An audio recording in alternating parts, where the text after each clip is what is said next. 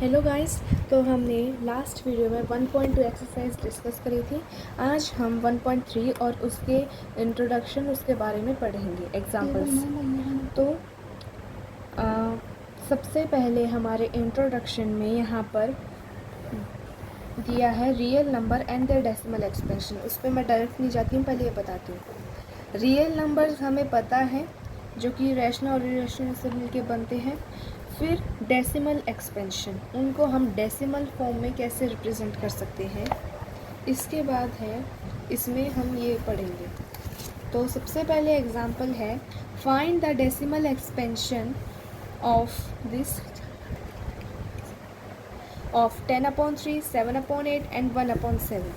तो इनमें हमें डेसिमल एक्सपेंशन करना है। तो इसमें तो डिवीजन करा है, लेकिन हम और तरीके से भी निकाल सकते हैं। तो अगर मैं 10/3 को लिखूं तो इसका कोई ये कम्प्लीटली डिविजिबल नहीं होगा, जिसे 9.3.33333 रिपीट होता जाएगा। रिमाइंडर हमेशा 1 आएगा और डिवाइज़र ये। तो इसे हम नॉर्मली डिवाइड करके भी निकाल सकते हैं। अब आगे यहाँ पर कुछ कंडीशंस बताई हुई हैं कि कैसे क्या निकालते हैं। ये इम्पोर्टेंट है, ये आपको पढ़ने हैं। ये बस पढ़ के आपको जैसे कि एक पढ़ना है, उससे ही समझ में आ जाएंगे। उसमें एक्सप्लेन करने का कुछ ऐसा है नहीं। The remainder becomes 0। अब केस 1 क्या है, जब रिमाइंडर 0 हो तो हम निकाल सकते हैं, जैसे कि 1 मिनट। अब सबसे पहले हम डेसिमल एक्सपेंशन के बारे में पढ़ते हैं। डेसिमल, तो डेसिमल नंबर्स होते हैं वो कितने टाइप के होते हैं? 2 टाइप्स के होते हैं, टर्मिनेटिंग एंड नॉन टर्मिनेटिंग।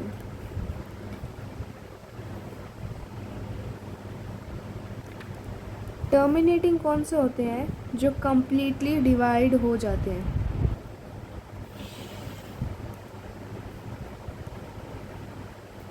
ठीक है। और नॉन टर्मिनेटिंग होते हैं, उसके भी 2 टाइप होते हैं। टर्मिनेटिंग जो कम्प्लीटली डिवाइड हो जाते हैं, नॉन टर्मिनेटिंग जो कम्प्लीटली डिवाइड नहीं होते। ठीक है। इसके 2 टाइप होते हैं, non terminating and recurring. Non terminating and, मैं शॉर्ट फॉर्म में लिख रही हूँ, बाकी इसको ऐसे ही बोलते हैं, non terminating and recurring, non terminating and non recurring. तो इनमें क्या होता है, रिकरिंग में क्या होता है, जैसे हम लेते हैं 0, जैसे हमने एग्जांपल में लेते हैं, अगर हम 10/3 जो अभी भी पढ़ा था, 10/3 को मैं क्या लिखूँगी? 3.3333 ऐसे रिपीट होता जाएगा। रिकरिंग यानी कि एक ही नंबर बार बार रिपीट हो रहा है, एक हो रहा है, या फिर जैसे कि नंबर रिपीट हो रहे हैं, जैसे कि 1 हो रहा है, 2 हो रहे हैं, 3 हो रहे हैं, लेकिन रिपीट होगा। नॉन रिकरिंग में क्या होता है, कई बार जो फुल्ली डिवाइड नहीं होता लेकिन सेम नंबर नहीं आते, जैसे कि पाई की वैल्यू होती है।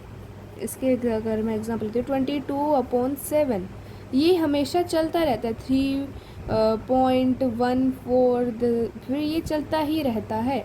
इसमें सेम नंबर नहीं आते, हर बार अलग नंबर आते हैं। तो नॉन टर्मिनेटिंग एंड रिकरिंग ये आ गया समझ में, नॉन टर्मिनेटिंग नॉन रिकरिंग ये भी आ गया।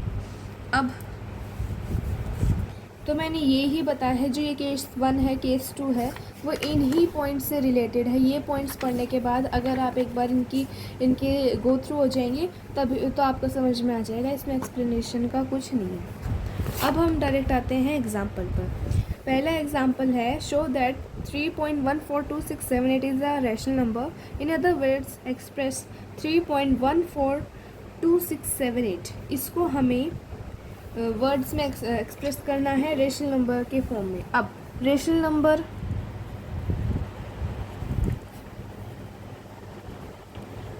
की फॉर्म में कैसे? P/Q की फॉर्म में। अब देखो, जब हम 3rd क्लास में थे तो हमने ये चीज़ सीखी थी कि पॉइंट के बाद जितनी भी डिजिट होती है, पॉइंट को हटा के उसके नीचे 1 के साथ उतनी 0 आ जाती है। 1 2 3 4 5 6 है, 6 0 आ गए। तो इसे मैं ऐसे लिख सकती हूँ। तो अगर मतलब हमें करना था रिप्रेजेंट 3.142678 को, तो इसका आंसर ये होगा P अपॉन Q की फॉर्म में। अब ऐसे क्वेश्चन होते हैं, ये तो हो गया टर्मिनेटिंग। टर्मिनेटिंग को तो हम रिप्रेजेंट कर देंगे। अब जो नॉन टर्मिनेटिंग होते हैं उन्हें कैसे रिप्रेजेंट करना है? सबसे पहले मैं लूँगी जो एक डिजिट से रिपीट होते हैं जैसे 10/3 है। 10/3 है, 10/3 नहीं, जैसे 3.3333 जो रिपीट होता जाता है, सेम डिजिट एक ही। तो मैं इसे क्या लिख सकती हूँ? 3.3 उसके ऊपर बार। अब इसे मुझे P अपॉन Q की फॉर्म में रिप्रेजेंट करना है। तो मैं कैसे करूँगी? जितने भी प्लेस रिपीट हो रहे हैं उतनी ज़ीरो से हम इसे, अब देखो जैसे कि 3.3, इसे मैं क्या लिख सकती हूँ? 3.33333 ऐसे लिख सकती हूँ। अब इस नंबर को मान लो मैंने x मान लिया। Let 3.3 to be x। अब जितने प्लेसेस रिपीट हो रहे हैं, जैसे इसमें एक नंबर रिपीट हो रहा है तो यहाँ पर 10 से मल्टीप्लाई कर देंगे। 2 रिपीट हो रहे हैं तो 100 से, 3 रिपीट हो रहे हैं तो 1000 से, 4 हो रहे हैं तो 10,000 से। अब इसको इससे मल्टीप्लाई कर देंगे, तो इसको तो मैंने x माना है तो 10x लिख सकती हूँ। इक्वल्स टू क्या होगा? 3.3 ऊपर बार इंटू में 10, ये लिख सकती हूँ क्योंकि x तो हमारे इसके इक्वल है। ठीक है, 10x इज इक्वल टू, अब मैं क्या लिख सकती हूँ इसे? अगर मैं इसे मल्टीप्लाई करती हूँ तो एक डेसिमल प्लेस आगे की तरफ आ जाती है।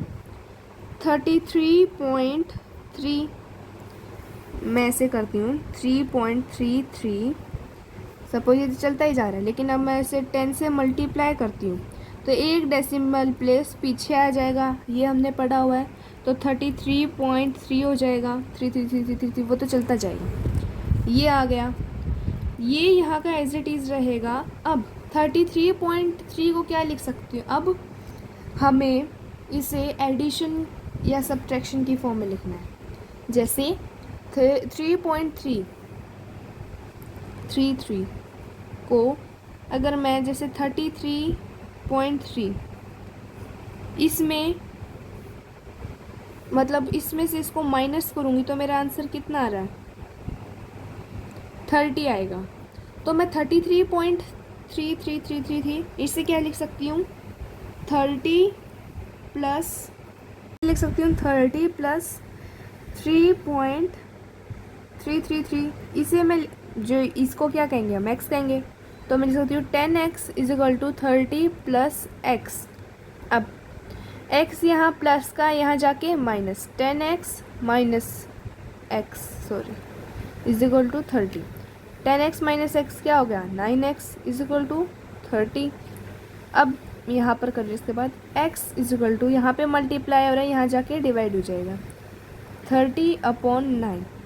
अब इसे अगर मैं कट करती हूँ तो मेरा आंसर क्या आएगा?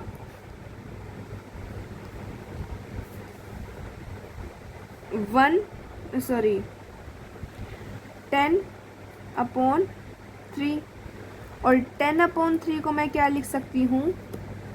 3.3333। तो इसका आंसर क्या आ गया? 10/3 आ गया।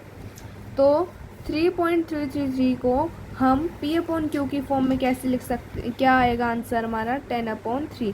अगर चेक करना है तो हम कैसे करते हैं? सपोज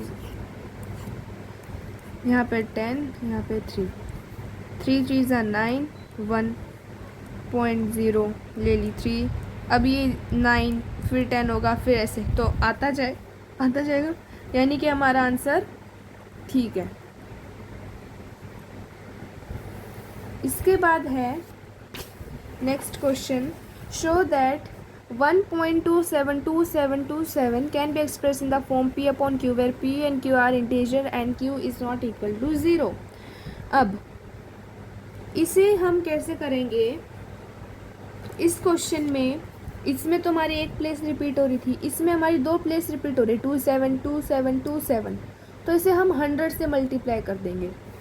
मैं एक बार समझा देती हूँ और आपको ये अपने आप से निकाल के देखना है। डाउट आता है तो कमेंट सेक्शन में बताएंगे।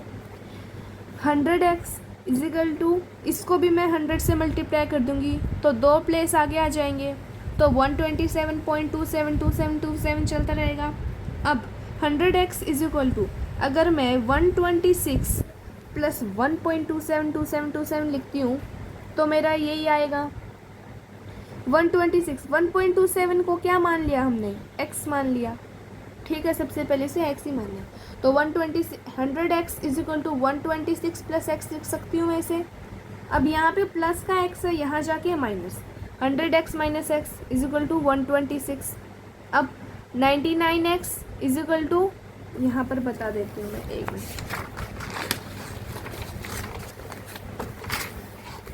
100x minus x is equal to 126, 99x is equal to 126 हो जाएगा, x is equal to 126 upon 99 हो जाएगा। अब इसे और काट के, मतलब जैसे कि और छोटा करके लिख सकते हैं, वरना इतना भी छोड़ देंगे तो भी ठीक है, अगर कटता है तो काट लेंगे। जैसे हाँ देखो, इतना कर दिया तो भी ठीक है, इसने भी रिड्यूस कर दिया 14/11, तो ऐसे।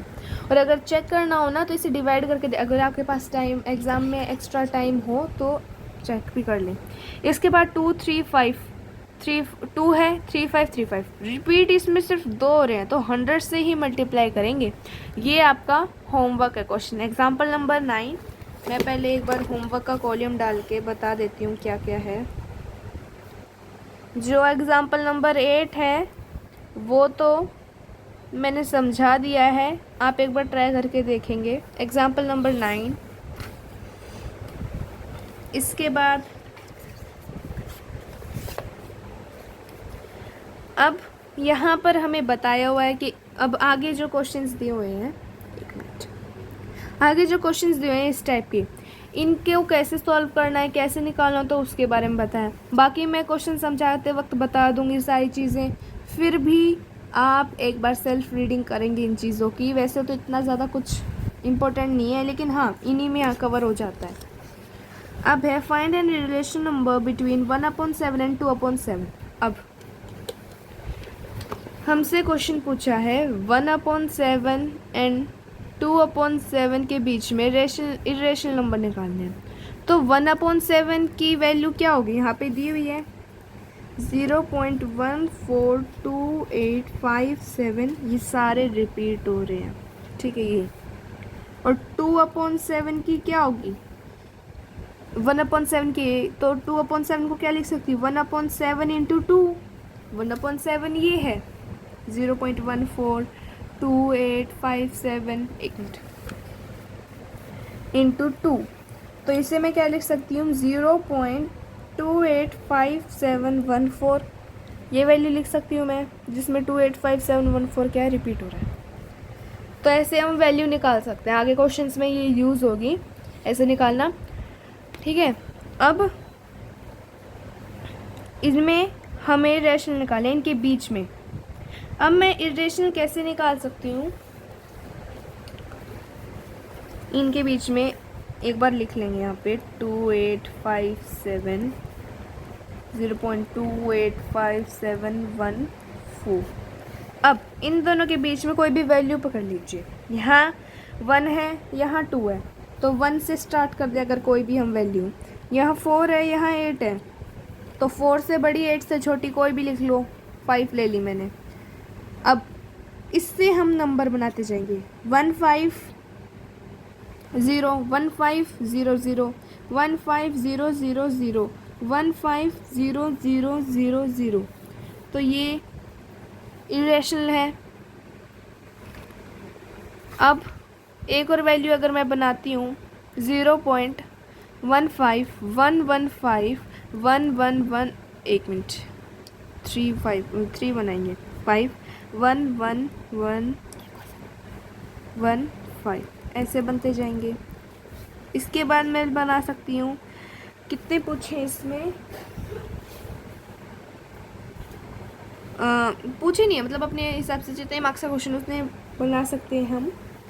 एक बना सकती हूँ 1501 5001, ऐसे मतलब बना दिया मैंने ये वाला, तो ऐसे बना सकते हैं, यानी कि ये इन दोनों के बीच में ही एग्जिस्ट करेगा, ठीक है। उसके बाद है, ये करवा दिया है, एक्सरसाइज है हमारी। तो एक्सरसाइज के मैं आज पहले 3 क्वेश्चन करवा देती हूँ, ठीक है। Right the following in decimal form and say what kind of decimal expansion each has. सबसे पहले तो नहीं ना डेसिमल एक्सपेंशन में कर लेना, फिर आराम से बैठ के इन्हें अच्छे से देख के फिर लिखना। तो 36/100 को मैं क्या लिख सकती हूँ, 0.36 लिख सकती हूँ, जो कि पूरा डिवाइड हो रहा है ना, टर्मिनेटिंग। नेक्स्ट है 1/11।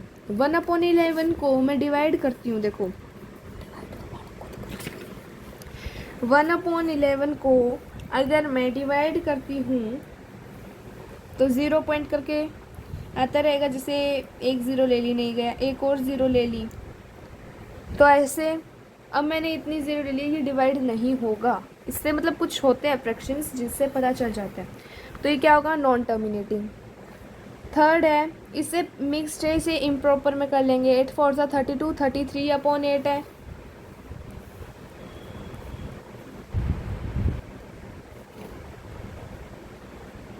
वन बच रहा है, पॉइंट लगा के 0 1 8 2 0 2 16 4 0, तो यानी बचता जाएगा इसमें भी। तो ये क्या, सॉरी 4 0, ये 5 से जा रहा है 40, तो इसका क्या आ रहा है 4.125, ये पूरा कट रहा है, यानी कि ये क्या है, टर्मिनेटिंग। इसके बाद है 3/13। 3/13 को डिवाइड करके देखते हैं। आपको ना ये खुद से डिवाइड करना है, ठीक है। अब मैं सारे पार्ट समझाने बैठूंगी तो फिर वीडियो ज़्यादा लॉन्ग हो जाएगी। नीचे के जो तीनों पार्ट हैं ये आपको ट्राई करने हैं।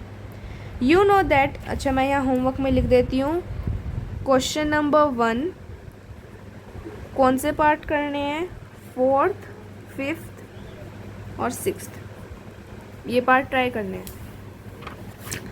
अब यहाँ पर 1/7 की वैल्यू दी है। Can you predict what the decimal expansion 2/7, 3/7, 4/7, 5/6/7 are without actually doing the long division, if so how.